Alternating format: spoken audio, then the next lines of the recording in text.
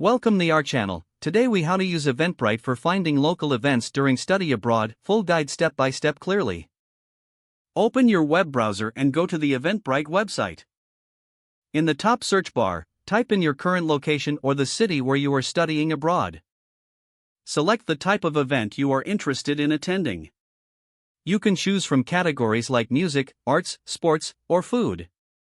After entering your location and event type, click on the search icon. Browse through the list of events that appear based on your search criteria. Click on any event that catches your interest to view more details.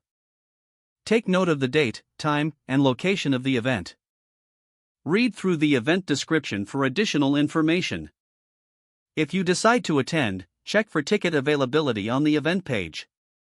Select the number of tickets you wish to purchase. Click on the Register or Buy Tickets button to proceed. You will be prompted to enter your personal details for ticket confirmation. Fill in the required information accurately. Choose your payment method and complete the purchase. Once your transaction is successful, you will receive a confirmation email. Keep this email handy as it often contains your tickets or entry details. If the event requires it, ensure you have printed or saved your tickets on your smartphone. On the day of the event, plan your route to the venue in advance. Arrive at the event location a little early to find your way and settle in. Enjoy the event and take advantage of the opportunity to meet new people.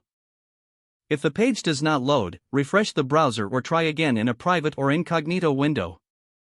Make sure you are using the correct email address, then retype it carefully to avoid small typos. If your password is not accepted, use the reset option and create a new strong password you can remember.